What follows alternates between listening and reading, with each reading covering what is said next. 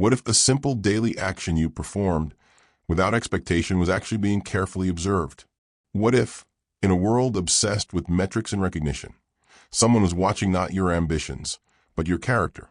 What if kindness, the currency you thought worthless, was actually the most valuable thing you could offer? These questions hung unasked in a fluorescent hum of Rosie's Diner at 5:47 a.m. on a Tuesday morning in Milwaukee. Sarah Chun was 28 years old, and she carried the weight of invisible numbers like a second skeleton. $47,000 in student loan debt, $14.50 per hour as her wage. A studio apartment on Ashland Avenue where the walls were so thin she could hear her neighbors' Netflix passwords through the plaster. She could recite these numbers the way other people recited their birthdays. They defined her entirely. The diner smelled like burnt coffee grounds and artificial vanilla syrup, the kind of scent that embedded itself into your clothes and stayed there for hours. Sarah had stopped noticing it after her first 6 months. The human body, she'd learned, was remarkably efficient at normalizing despair. Her defining trait, the thing her mother had always called her greatest strength and her greatest curse, was that Sarah never stopped being kind, even when it cost her, especially when it cost her. Kindness was all she had left to give. It was the only currency her empty pockets could still offer. And so she spent it recklessly, like someone who didn't understand that some accounts eventually run dry. Marcus Holloway first appeared on a Tuesday in October. He was early 60s, maybe older, one of those men whose actual age was rendered unknowable by the accumulation of smaller losses. He wore the same charcoal coat every morning, its collar fraying at the edges like a document read too many times. His eyes had the glassy, distant quality of someone looking at the world through frosted glass. When he walked through Rosie's Diner's door, the other customers didn't look up. They looked through him. He was the kind of invisible that most people didn't even realize was a choice. He wasn't rude or demanding. He simply took up space in a way that made others feel like they were being generous by acknowledging his existence at all.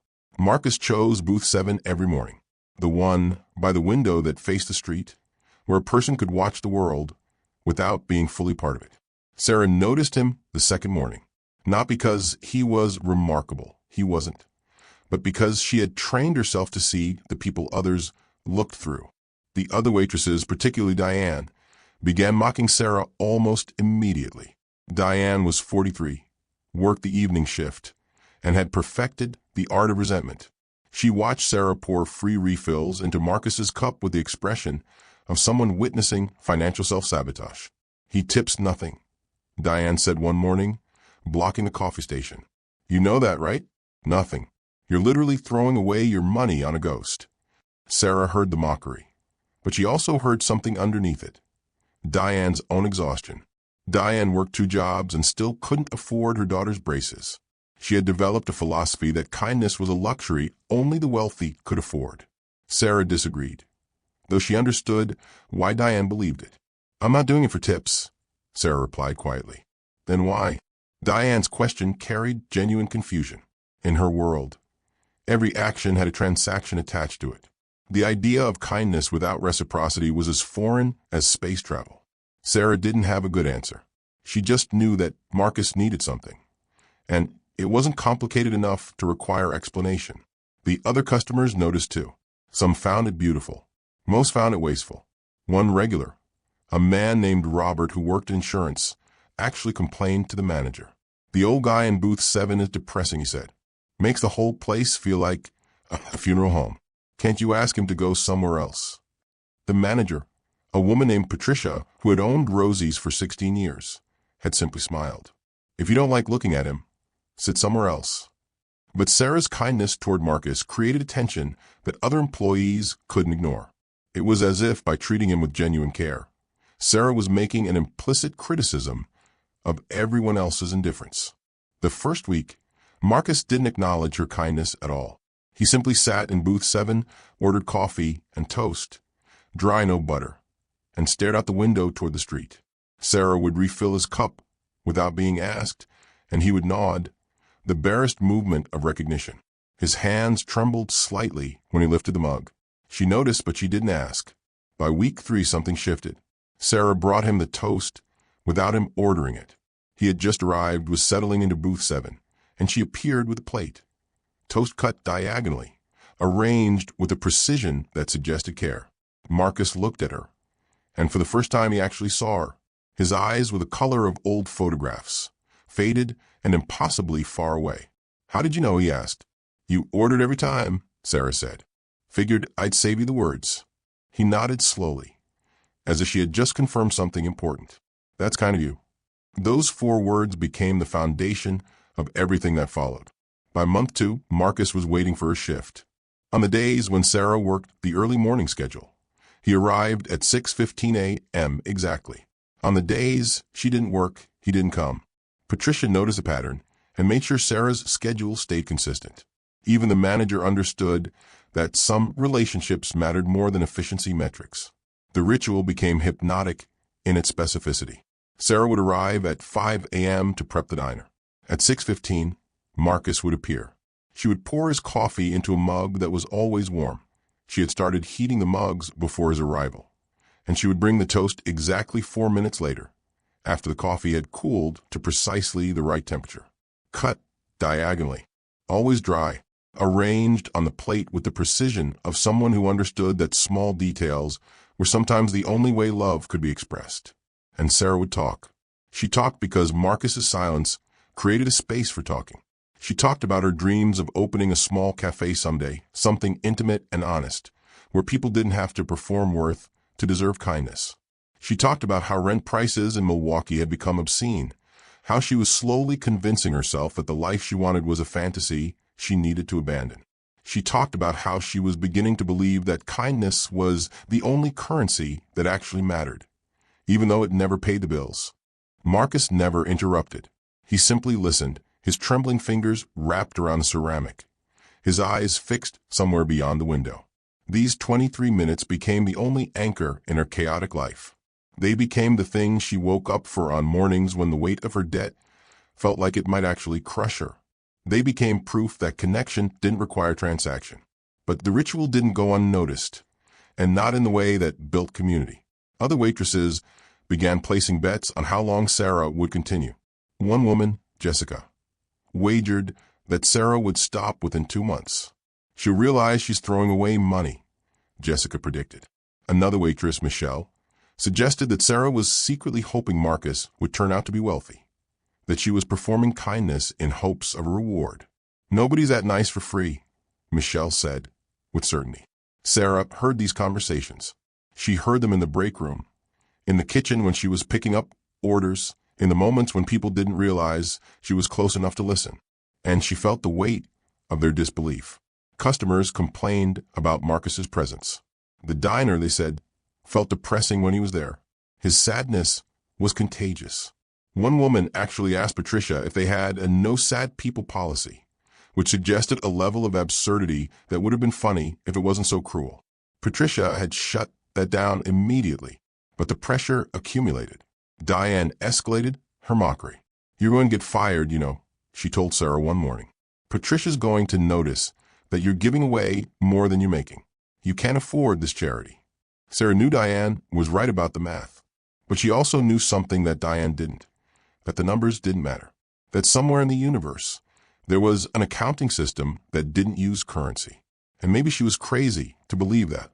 Probably she was, yet she persisted anyway.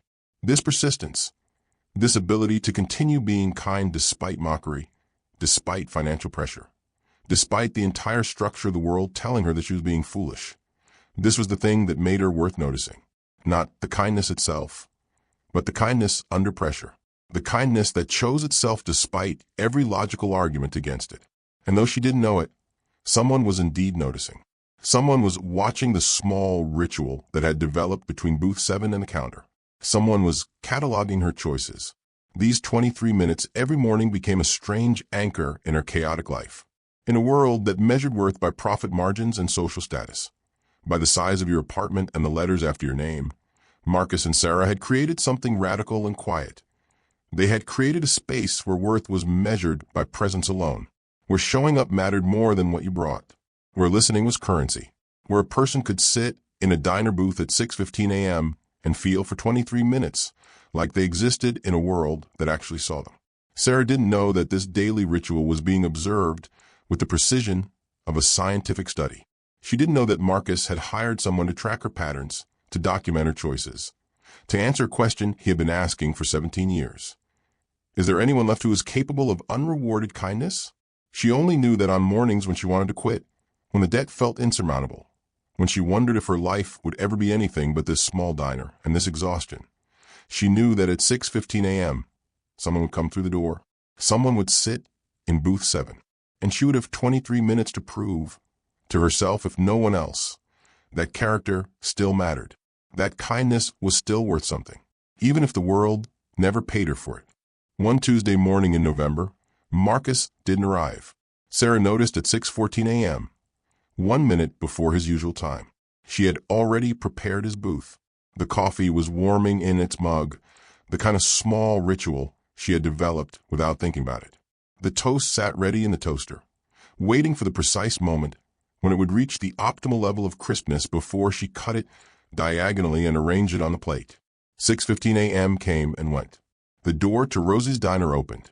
A businessman in a wool coat entered, shaking November from his shoulders. A mother with 2 children in winter jackets. A UPS driver making his morning coffee run. But not Marcus. Sarah set his place anyway. The empty booth 7 stared back at her like an unanswered question. Time moved differently when you were waiting for someone who didn't arrive. Minutes expanded. 6:30 a.m. felt like 7 a.m. The diner filled with its usual morning crowd. The regulars who had their own rituals, their own booths, their own unspoken claims on the universe.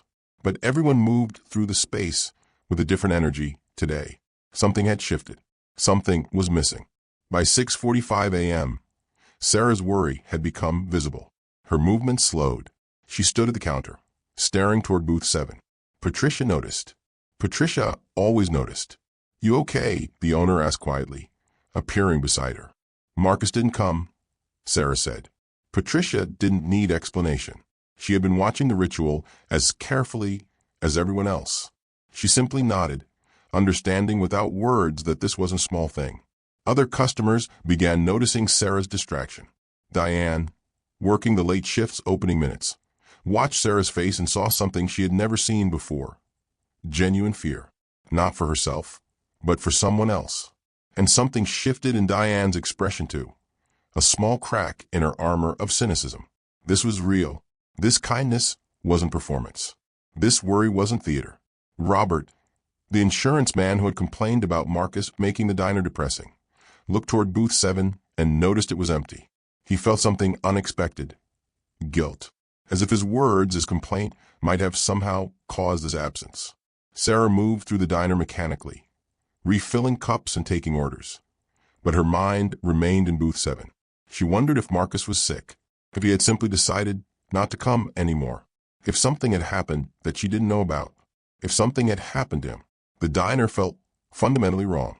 It was the same physical space, the same worn linoleum, the same humming refrigerators, the same cracked vinyl booths, but it felt like a photograph of itself. All the elements were present, but the thing that made it real had gone missing. The door opened at 6:52 a.m. 4 men entered, and the entire diner understood in that collective moment what it meant to be visibly wealthy. They were all broad-shouldered, all dressed in tailored charcoal suits that probably cost more than Sarah made in a month. They moved with military precision, the kind of coordinated purpose that suggested training and hierarchy. They scanned the diner like soldiers entering hostile territory, assessing, calculating, identifying targets. The entire restaurant fell silent. It wasn't a dramatic silence.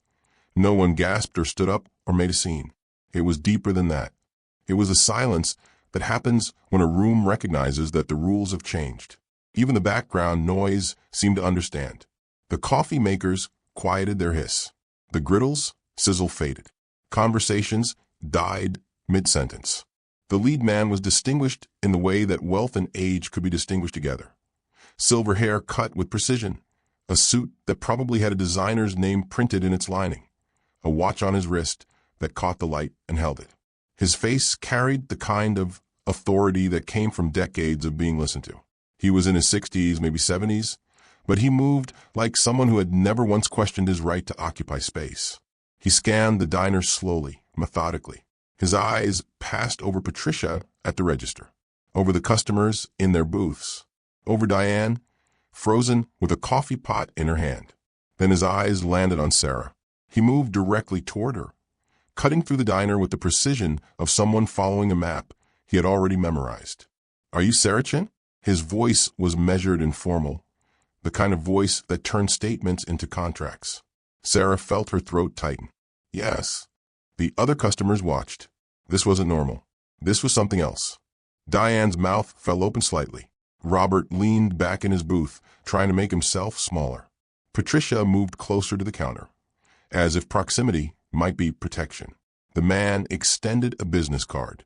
His fingers were long and unblemished, the hands of someone who had never had to do physical labor. "I'm attorney Richard Hoffman. I'm representing the estate of Marcus Robert Holloway. We need to speak with you immediately, privately." Estate. The word hung in the air like a bell that had just been rung. In the diner's back office, a cramped space surrounded by inventory boxes and the smell of industrial cleaning supplies, Hoffman delivered the news with the precision of someone who had delivered it many times before. "Mr. Holloway passed away peacefully in his sleep this past Sunday evening," Hoffman said. "His death was not unexpected. He had been receiving hospice care at his residence for the past 8 months. 8 months. Sarah's mind raced backward through the timeline. 8 months ago was March. March was when Marcus first started coming to the diner, which many had been dying the entire time. Every morning when he sat in booth 7, when he drank his coffee and ate his toast and stared out the window, he had been dying. The tremor in his hands wasn't just age. It was something more, something terminal. He had known. His final will and testament contains a provision that requires your immediate presence at the reading of his estate," Hoffman continued, his voice steady and professional. "However, before that occurs, I felt you should know something that Mr. Holloway was quite clear about." Hoffman paused. He reached into his jacket and retrieved a piece of paper. His voice softened slightly, the only indication that what he was about to share carried emotional weight. "Mr. Holloway was meticulous in his observations. He noted that you cut his toast diagonally, that you never asked him about the tremor in his hands, that you listened to his silence without judgment." Hoffman read from the document, his voice carrying Marcus's words. "She notices what others don't. She sees what I've become, not what I was. That distinction matters." Sarah's breath caught in her chest. The grief was immediate and unexpected. She barely knew him. She had spent maybe 23 minutes per day with this man, and most of those minutes had been filled with one-sided conversation and silence. Yet the tears came anyway. They came because someone had been watching her, because someone had seen her choice to be kind not as weakness, but as strength. Because in a world that had always told her that kindness was foolish, one person, a stranger really, had disagreed. Because Marcus had thought her worthy. Sarah wept in the back office of Rosie's Diner, surrounded by inventory boxes and the smell of industrial cleaning products, while a lawyer in a $10,000 suit handed her a business card and waited for her to be ready for the rest of her life to change. The black Mercedes S-Class was waiting outside Rosie's Diner, and Sarah slid into the back seat like someone moving through a dream. The leather smelled like money and time, an expensive, neutral scent that suggested nothing so much as the absence of struggle. Hoffman sat beside her, his hands folded in his lap, his expression carefully neutral. The drive through Milwaukee took 30 minutes, but it felt like moving through different worlds. They started in the familiar landscape of Sarah's life, the working-class neighborhoods where rent was cheap, because nothing about the area suggested that anything good would ever happen there. They passed the apartment building where Sarah rented her studio. They passed the laundromat where she washed her uniforms. They passed the grocery store where she bought discount produce. Then the landscape shifted. The car climbed toward downtown. The neighborhoods changed from worn and resilient to sleek and powerful. The buildings grew taller. The people on the streets began to look different, not because they were different people, but because they moved through space with the assumption that space belonged to them. They didn't walk. They commanded. They didn't wait. They passed. Every gesture suggested that the world operated according to their preferences. Sarah watched through the car window and felt increasingly untethered from reality. The city she had lived in her entire life suddenly looked like a place she had never been. It was as if the Mercedes was transporting her not just geographically but temporally into a version of Milwaukee that operated according to different laws. The car pulled into a parking garage in a glass tower that climbed toward the sky. Hoffman led her into an elevator that climbed silently, smoothly, with a kind of efficiency that suggested money had even solved the problem of moving between floors feeling like struggle. She felt like a stray cat being transported to a palace, completely unsure whether she was being rescued or condemned. Hoffman's law offices occupied the 47th floor of a glass tower overlooking Lake Michigan. As the elevator doors opened, Sarah stepped into a reality that she had only seen in magazines and television shows. Floor-to-ceiling windows revealed the city spread below like a map of someone else's life. Water stretched to the horizon. The sky and the lake merged into a single landscape of blue. You could see for miles from this height. You could see the entire world and understand that you were above it. The marble floors reflected Sarah's reflection, and she barely recognized herself. She was still wearing her diner uniform, the white shirt with a small coffee stain on the pocket, the apron that smelled like the morning rush. In these surroundings, she looked like a ghost of someone who belonged somewhere else. A marble floor reflected her image back to her, and all she could see was how completely out of place she was. She passed herself in the reflections multiple times as Hoffman led her through the office. Polished mahogany desks, abstract art that probably cost more than she would make in 5 years. Young lawyers in expensive suits, moving through the space with the confidence of people who had been born into privilege. Everything in this space whispered that worth was measured by how much you had accumulated. And by that measure, Sarah had accumulated nothing. The conference room was all glass and steel and carefully curated intimidation. Long table, leather chairs, windows that made you feel suspended between earth and sky. Victoria Hollowaychin sat at the head of the table, with her husband, Daniel, beside her. Victoria was 45 years old and carried the particular exhaustion of someone who had always expected more than she received. Her designer labels fit too tight, suggesting recent weight gain and the kind of stress that made you reach for comfort food and then regret it. Her husband was similar. Expensive watch, expensive shoes, everything about him screaming that he had married money and still wasn't sure what he had done with it. When Victoria saw Sarah, her expression shifted from anticipation to contempt in a single moment. "This is who we've been waiting for? A waitress." The word landed like a slap. Not because Sarah didn't know what she was, but because Victoria had said it the way you say a criminal or a mistake. As if waitress was a character flaw rather than a job. "Mother always said father had terrible judgment about people," Victoria continued, turning to Daniel. "Apparently he was worse than I thought." Daniel smirked in agreement, the perfect mirror of his wife's dismissal. These were people who had never once questioned their right to judge, whose wealth had given them the confidence to dismiss without hesitation. Sarah wanted to leave, but Hoffman's hand on her elbow suggested that leaving was not an option. Hoffman moved to the head of the table with the precision of someone who had done this many times before. He opened a leather folder and began reading with the monotone of legal procedure. "To my beloved daughter, Victoria Hollowaychin, I leave the sum of $5 million. Victoria's face fell, not with joy, but with something like disappointment, as if $5 million was somehow not enough to justify waiting in a conference room on a weekday morning. "That's it," she whispered. "To the estate staff," Hoffman continued, ignoring her, "I leave $200,000 each. The penthouse remains the family residence, as previously discussed." More silence. The total was approximately $15 million, dispersed across various assets. To most people, it would be an incomprehensible amount of wealth. To Victoria, it was apparently inadequate. Then Hoffman turned to Sarah. "To Sarah Chun, I leave $200,000 in liquid assets, intended for the resolution of her immediate financial obligations." Sarah's breath caught. $200,000.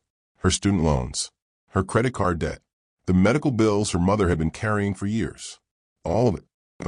In a single sentence, The weight that had been crushing her since age 21 simply disappeared. Additionally, Hoffman continued, his voice steady and measured, I leave to Sarah Chun the deed to the commercial property located at 1847 North 3rd Street in Milwaukee. The property is currently valued at approximately $450,000. Mr. Holloway specifically noted, the building has housed small businesses for 32 years. It deserves to continue that purpose.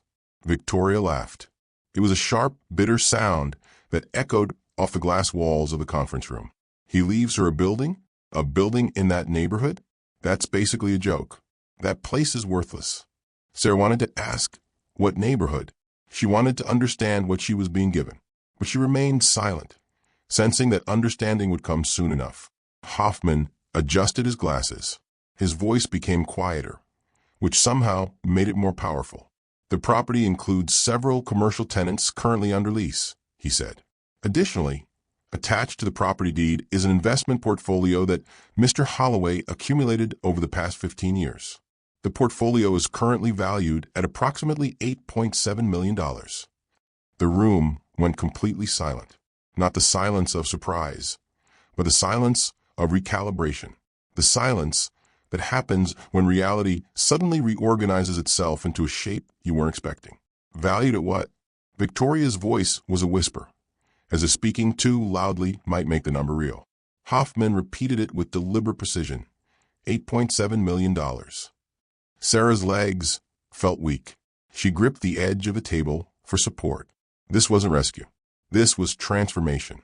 This was the moment when the story of her life split into before and after, and there was no returning to the person she had been before Hoffman spoke those numbers.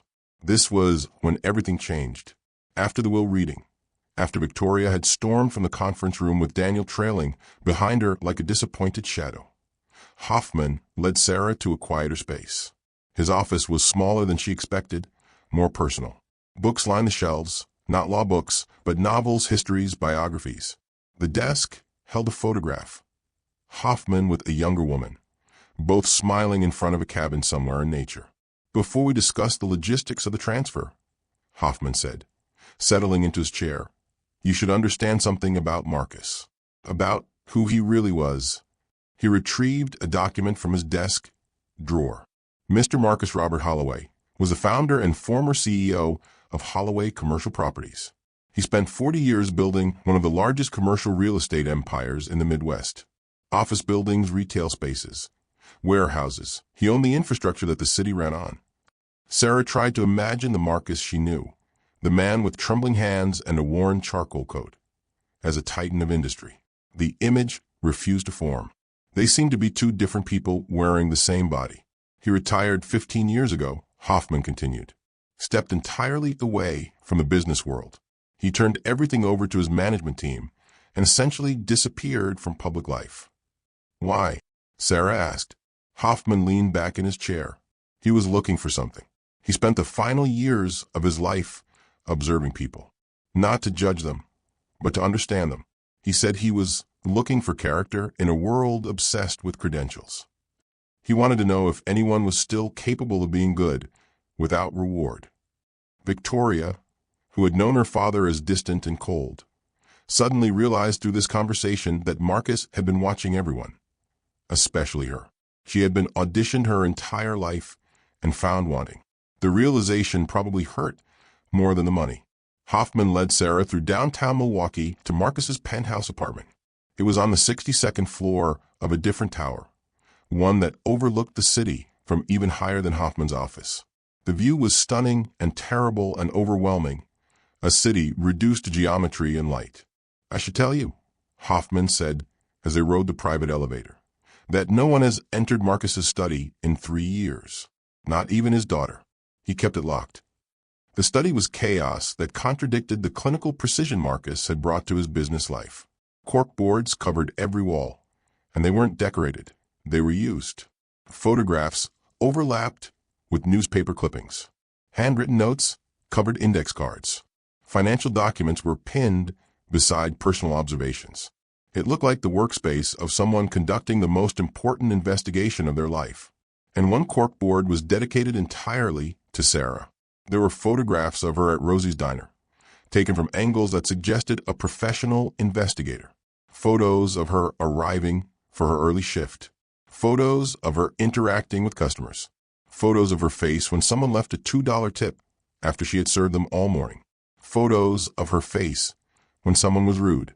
Photos of her cutting toast with precision. Beneath each photo was a note in Marcus's careful handwriting. Week 3, the tremor. She asked no questions. Most people would have. Instead, she adjusted. She poured slower. She waited longer. Most people would have demanded explanation. She offered accommodation. Week 8. The financial struggle evident in her shoes. Worn soles, carefully maintained. Still no bitterness in her voice. She doesn't perform hardship. She simply endures with grace. Month 5. The dream revealed. She spoke about opening a small cafe of her own. She has no delusion of grandeur. She simply wants to own the space where kindness happens. This is not ambition. This is purpose. The narrative read like a case study in character. It read like proof. Proof that Sarah had been observed and documented and measured against some standard that only Marcus understood. He was thorough, Sarah whispered. He was desperate, Hoffman replied, desperately hoping to find that character still existed. On the desk in Marcus's study sat 2 photographs in antique frames. Hoffman lifted the first photograph gently. This is Catherine, Marcus's wife. She passed away 17 years ago. The woman in the photograph had Marcus's eyes, kind eyes, sad eyes, eyes that looked at the world and saw both its beauty and its suffering. She was in her 30s in the photo, with dark hair and a smile that suggested she had just heard something funny but was trying not to laugh out loud. Catherine was a social worker, Hoffman explained. She spent her career working with people others had abandoned. Homeless individuals, addicts, people whom society had written off. She believed that character, genuine unrewarded kindness, was the most important currency in the world. She spent her life building a collection of lives that mattered. Marcus built his business empire, but Catherine built something he eventually understood was more valuable. Hoffman set down the first photograph and lifted the second. This one showed Marcus and Catherine together, decades younger, both in casual clothes, laughing in a small cafe. The space behind them was modest and warm, with mismatched furniture and simple wooden tables. It was the kind of place that existed not for profit, but for community. This was Catherine's place, Hoffman said, a small community cafe in downtown Milwaukee. It was Catherine's dream, a space where people without resources could sit, have coffee, and experience dignity. No judgment, no service hierarchy, just humans treating other humans like they mattered. She ran it for 12 years. When she died, Marcus closed it. He couldn't bear to continue without her. Hoffman set the photograph down carefully. For 17 years, Marcus carried her absence like a stone in his chest. Then, about 18 months ago, he got sick. Terminal. He had 6 months, maybe a year. When he learned that, something shifted in him. He decided to answer a final question. Was Catherine's vision dead? Or was there still someone out there capable of what she had believed in? Hoffman handed Sarah an envelope. It was sealed, and the handwriting on the outside was shaky but deliberate. Sarah, he left this for you, Hoffman said. I think you should read it. Sarah's hands trembled as she opened the envelope. The letter was handwritten multiple pages in the careful script of someone who had taken time to say exactly what he meant. She read aloud, her voice breaking at the edges. Sarah, if you're reading this, then you passed. I have been watching you for 14 months. I needed to know if you were capable of what Catherine always believed in, unrewarded kindness. You cut my toast diagonally because you thought I preferred it. You provided silence because you understood I needed it. You spoke about your dreams without expecting me to solve them. Most importantly, you never once performed kindness for recognition. You simply were kind. For 17 years, I have measured every person I encountered against Catherine's standard. Almost everyone failed. They wanted something in return. They wanted gratitude, or recognition, or, at minimum, acknowledgement. They wanted proof that their kindness mattered. You wanted nothing but to see another human being treated with dignity. The money, $200,000, is for your freedom, to pay the debts that have imprisoned your potential. The money will solve the immediate crisis, but it is not the main gift. The building is for your legacy. It's time for Catherine's place to exist again. I believe that's what you should build there, not as a memorial to Catherine, but as a continuation of what she started. A space where the invisible become visible, where character is the only currency that matters. This photograph enclosed is for your hope.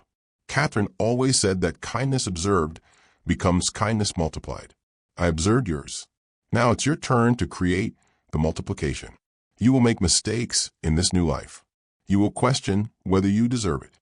You will doubt your right to own what you now own. You will feel like an imposter in this world of wealth and authority. That's when you remember that you were observed, and you were found worthy, not by the world's standards, by Catherine's standard, by mine, by the only standard that has ever truly mattered. The future is now yours to build, Sarah. Don't waste it apologizing for the kindness that got you here. Marcus. Sarah held the letter and wept again, but this time the tears were different. They were not the tears of loss, but the tears of recognition. She had been seen, not despite her insignificance, but because of it. Not in spite of her kindness, but because of it. She had been observed, and she had been found worthy. Sarah sat on the marble floor of Marcus's penthouse study, holding 2 pieces of paper that had rewritten her entire future. The check for $200,000 felt impossibly light in her hands, as if it might disintegrate if she looked at it too directly. The deed to the building at 1847, North 3rd Street, felt equally insubstantial. Just paper, just words, yet somehow more real than anything she had ever owned. The surreality was overwhelming. She made the first phone call from Hoffman's office, her hands shaking as she dialed the student loan servicer. She read off the account number she had memorized years ago. She provided the authorization to liquidate the funds. And then, after 18 minutes on hold listening to corporate music, she heard the words, "Your account balance is now zero. $47,000. Erased." The second call was to the hospital where her mother worked. Her mother had been carrying medical bills for 5 years, remnants from a car accident that the insurance company had refused to cover. Sarah had been slowly paying them down $50 a month, watching the balance decline at a glacial pace. This time, when she called to inquire about settlement, the representative's voice changed when she provided the amount available. "You're paying full?" "I'm paying in full," Sarah repeated.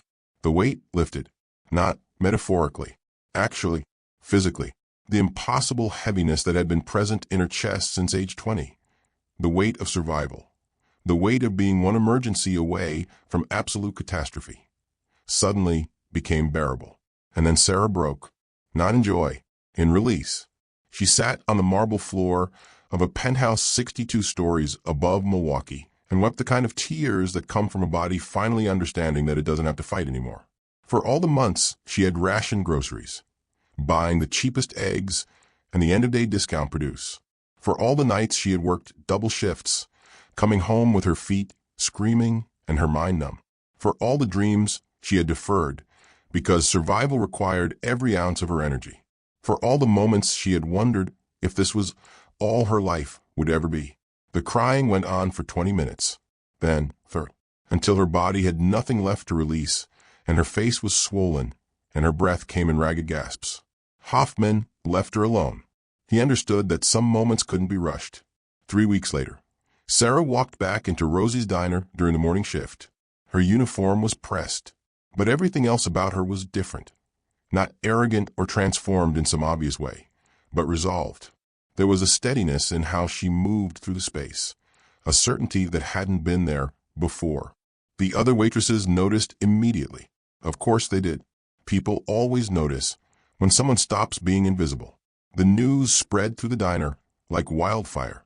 Sarah Chun owns a building now. Sarah Chun is no longer Waitress. Sarah Chun got rich.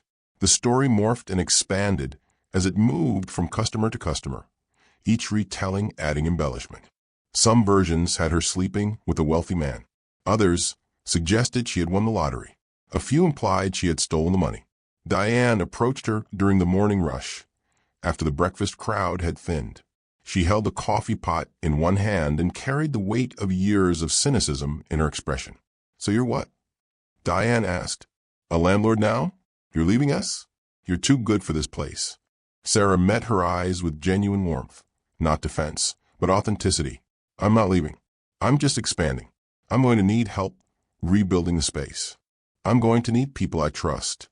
People like you if you want it. Diane's expression shifted, but only slightly. She didn't smile, but something in her face softened. What do you mean help rebuilding? I mean, I need someone who understands how to run a business. Someone who's worked in service long enough to know what matters. Someone who won't take nonsense from tenants or customers. I think that's you. Diane set down the coffee pot.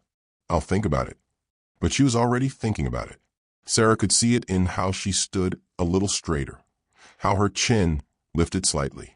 Diane had been invisible too, the kind of exhausted that made you disappear into the background. Now someone was offering to see her, to use her expertise, to value what she had learned through years of survival. The other customers looked at Sarah differently now. The invisible waitress had become visible, but not through presence or skill or kindness. She had become visible through money, through inheritance, through the accident of a dead man choosing her. It stung. She realized in that moment that she would have preferred to be worthy without needing a billionaire to validate her.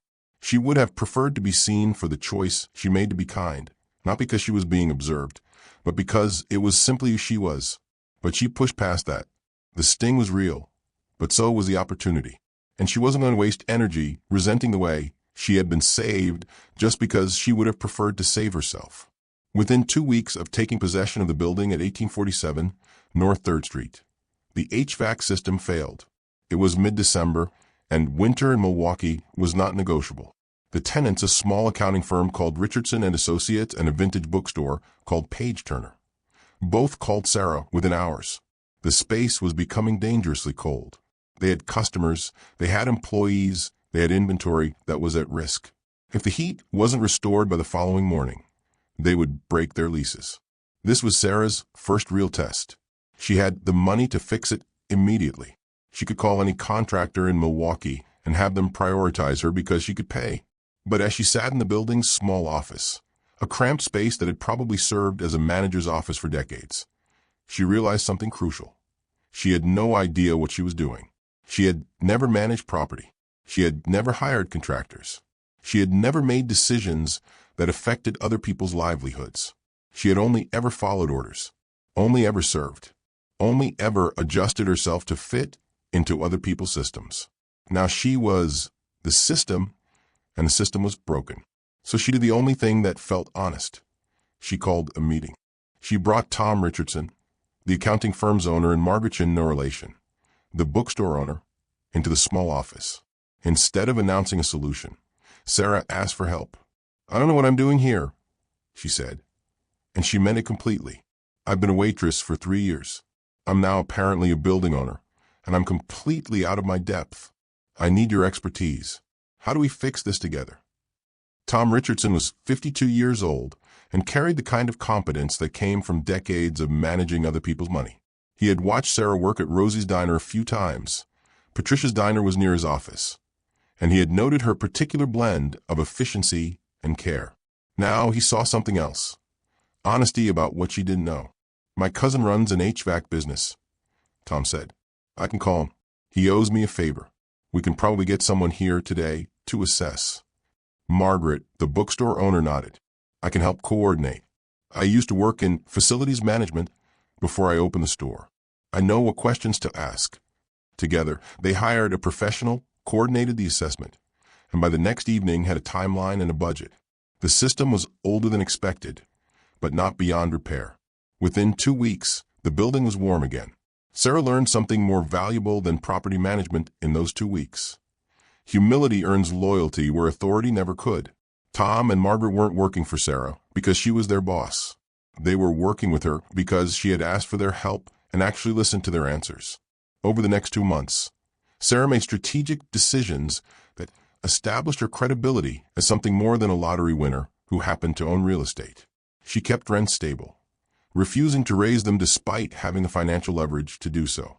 She upgraded the common areas, fixing the cracked tiles in the hallway, installing new lighting, painting the walls in colors that suggested care rather than neglect.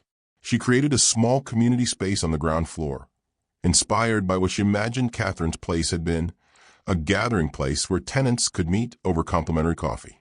When Margaret mentioned, almost casually over coffee, that her daughter's medical bills were destroying her, a diagnosis, surgery, insurance gaps, Sarah didn't hesitate.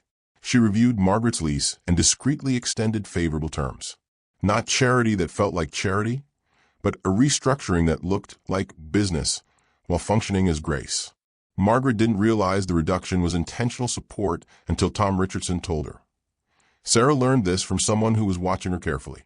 Now she's watching all of you the same way. By month 3, Sarah had something more valuable than money or property. She had earned respect through demonstrated care and competence. The tenants didn't see her as an outsider who had gotten lucky. They saw her as someone who understood that a building was only as strong as the people inside it. If you're watching this and wondering whether people like Sarah actually exist, whether character still gets rewarded in this world, subscribe. Because we're about to see what happens when that character gets tested. Sarah stood in the central space of 1847, North 3rd Street, and began planning Catherine's place. Not as a memorial, not as a museum piece dedicated to a dead woman's legacy, but as a continuation, a living, breathing space where community mattered more than profit, where people without resources were treated with the same dignity as those with plenty, where kindness wasn't just a value statement on a wall. It was the actual business model. She reached out to Hoffman with a question. What did Marcus hope Catherine's place would become? Hoffman shared Catherine's original vision through a series of emails and letters he had found in Marcus's study, a space that combated invisibility. She believed that society's greatest cruelty was not poverty or illness or even violence, Hoffman explained. She believed the greatest cruelty was making people feel unseen. Catherine's place was built on the radical idea that seeing people really seeing them was a revolutionary act. Sarah decided. Catherine's place would not just serve coffee. It would serve as an employment center for people re-entering the workforce, people with criminal records, people with gaps in employment, people whom traditional employers had written off. It would be a community hub for isolated seniors who needed connection more than they needed charity. It would be a safe space for people experiencing homelessness, a place where they could sit for as long as they needed without being told to move. The building's tenants, Tom, Margaret, and a handful of other small business owners, became the informal advisory board, not because they were experts in community development, but because they were stakeholders. They understood what the neighborhood needed, because they lived and worked in it. Sarah spent evenings in that central space, imagining how it could be arranged, how light could enter, how a person who felt invisible could walk through the door and suddenly feel seen. 6 months into her ownership of the building, Sarah received a letter from a law firm, not Hoffman's firm, a different one that represented Victoria Hollowaychin. The letter was formal and devastating. Victoria was filing a legal challenge to Marcus's will. The claims were specific and damaging. Marcus was mentally incompetent when he wrote the will. There had been undue influence. The provisions favoring Sarah were not in the estate's best interest. Marcus had been isolated and vulnerable, and a waitress had taken advantage of that isolation in the most cynical way possible. Victoria had hired expensive lawyers, the kind of lawyers who didn't take cases they couldn't win, which meant Sarah realized that Victoria believed, or at least was betting, that she could win. Sarah's initial instinct was panic, pure physical panic. She didn't have the resources to fight a legal war with the Holloway family. Victoria had generational wealth. She had connections. She had a lifetime of being listened to. Sarah had been a waitress 6 months ago, but Hoffman called within an hour of her receiving the letter. I was expecting this, he said, his voice steady. The will is airtight. Marcus documented everything meticulously. However, Victoria will make noise. She'll file motions. She'll drag this through court for 2 years if she can. Her strategy is exhaustion. She wants to drain you financially and emotionally until you settle. Can she win? Sarah asked. No, Hoffman said, but she doesn't need to win. She just needs to make this expensive and painful enough that you'll give up. Sarah met with Hoffman and Tom Richardson in a private conference room at Hoffman's office. The three of them sat around a table, and Sarah realized that she had people now, people who would fight for her, not because they were hired, but because they believed in what she was doing. Hoffman explained the legal landscape. The court will care about contracts and documentation. We have both. Victoria's best strategy is to claim Marcus wasn't a sound mind, but every piece of evidence contradicts that. He hired private investigators. He documented everything. He created a 14-month case study. That's not the behavior of someone with diminished capacity. So we're winning? Tom asked. Legally? Yes. But public opinion matters.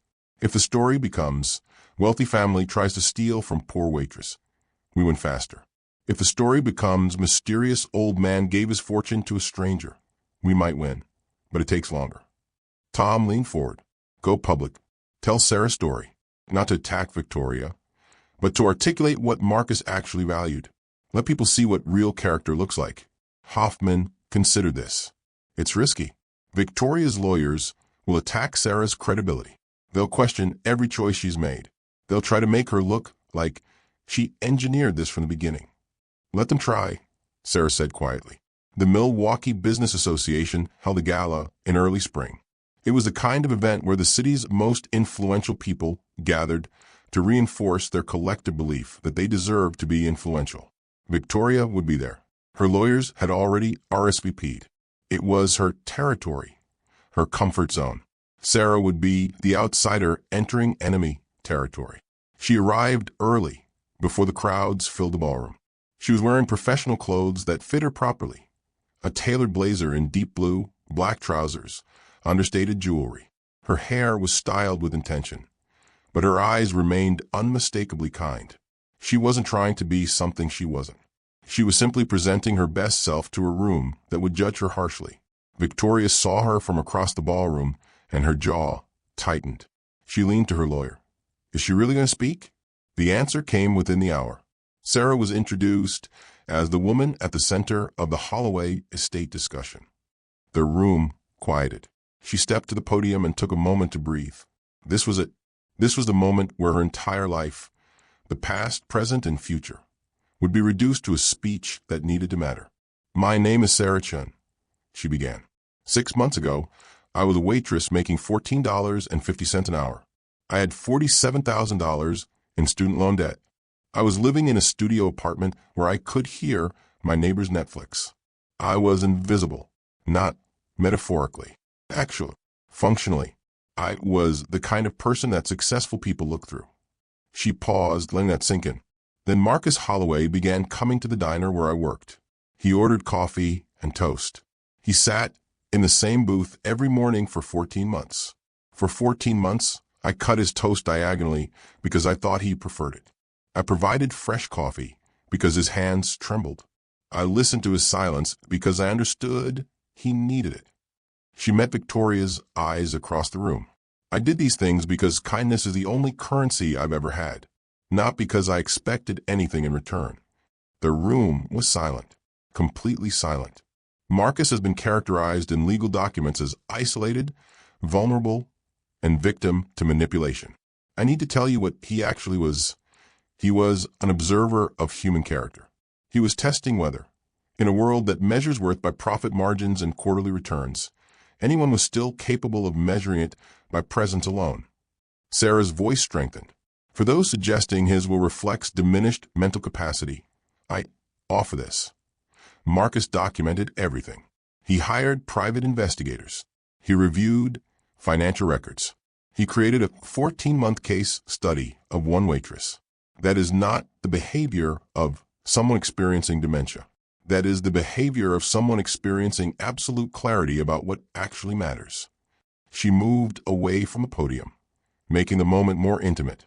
He chose to leave his legacy to someone who demonstrated character under pressure, not because she was being watched, though she was, but because she could not be kind even when it cost her everything.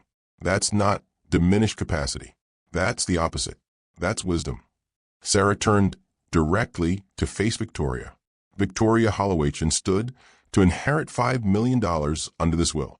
She has challenged it, claiming her father's judgment was impaired. She has also simultaneously claimed that she deserves more because his judgment regarding her was itself flawed. She can't have it both ways. You can't claim someone is incompetent only when their decisions don't benefit you. The room began to shift. People leaned forward. Even Victoria's lawyers looked uncomfortable. Marcus's judgment was clear, Sarah concluded. Character is the most important measure of a person's worth. Most of the world has forgotten that. Some of us still believe it. She stepped back from the podium. The room erupted in applause. The oldest person in attendance, a 91-year-old industrialist who had built much of Milwaukee in the 1970s, stood first. His standing meant something. It meant endorsement. It meant the old guard recognized something true in what Sarah had said. Within seconds, the entire room was standing. Applause crashed through the ballroom like a wave. Victoria's face had gone white. She sat rigidly in her chair, refusing to stand, while around her people stood and clapped for the invisible waitress who had become visible through character. Victoria's lawyer leaned over and whispered, "We're losing this. If this is the kind of story that moves you, where character defeats corruption, subscribe. You won't want to miss what happens next." 3 weeks later, the judge issued her ruling. The will was valid. Victoria's challenge was dismissed entirely. Marcus's character and competence were affirmed through careful analysis of the evidence. Victoria was ordered to pay the legal fees, $180,000, plus court costs, plus sanctions for having filed what the judge called a frivolous claim designed to intimidate rather than adjudicate. More importantly, Sarah's speech had reframed the narrative completely. Marcus Holloway was no longer seen as a rich man with eccentric habits. News outlets picked up the story. Universities began studying it. He became seen as a visionary who understood something fundamental about human worth that modern society had somehow forgotten. That character was the only currency that actually mattered. Victoria withdrew entirely from public life. Daniel filed for divorce within months. The family estate became the subject of whispered conversations in Milwaukee's wealthy circles, not as a triumph, but as a cautionary tale about entitlement meeting integrity. On the anniversary of Catherine's death, a date that Hoffman had found in Marcus's papers, Sarah opened the doors to Catherine's place. The cafe occupied the ground floor of 1847 North 3rd Street. But it was more than a cafe. It was a radical statement about what community could be. Every morning, Sarah, no longer working as a waitress, but still pouring coffee with the same care she had poured it for Marcus, served breakfast to people experiencing homelessness, seniors on fixed incomes, people re-entering the workforce, and working professionals, all treated with identical dignity. There were no hierarchies in Catherine's place. The homeless man sitting by the window received the same warm greeting as the businessman reading the Wall Street Journal. The elderly woman who came only for the free coffee was treated with the same respect as the accountant discussing quarterly reports with colleagues. The community didn't separate itself by economic status. Everyone sat together. Everyone mattered. Diane managed the cafe. She had quit Rosie's Diner after the first month and never looked back. She was good at it, naturally skilled at the kind of hospitality that made people feel seen. Tom Richardson's accounting firm managed the books. Margaret's bookstore had expanded to include a small lending library for people experiencing homelessness. Within 6 months, Catherine's Place became a model for urban community development. University researchers began studying it. Other cities replicated it. Sarah's story, the invisible waitress who became visible through an act of character observation, became a case study in what happens when kindness is actually valued. Sarah had moved from struggling, relieved, uncertain, confident. She balanced her old values, kindness, accessibility, visibility for others, with her new resources, money, property, influence. She created a fellowship program for young entrepreneurs from working-class backgrounds, people who looked like her, people who understood scarcity, people who understood that character wasn't something you were born with. It was something you built through 1,000 small choices. The building became what Marcus intended, a space where character was recognized, where the invisible became visible, where kindness was the business model and the business plan. Sarah sat where Marcus used to sit, in a booth at Catherine Place, by the window that overlooked the street. And she spoke not to a room anymore, but to a camera, to the viewers, to you. Marcus Holloway spent the final years of his life asking a question. He asked it of everyone he encountered. The question was simple. If no one would ever know about your kindness, if no one would ever thank you, if you would never receive recognition, would you still be kind? I answered yes, without knowing I was being tested. But the real question, the one Marcus wants me to ask you, is this. Who are the Marcuses in your life? Who is the invisible person you pass every day? And would you have the grace, the radical uncompensated grace, to notice them? If this story changed how you see kindness, like this video.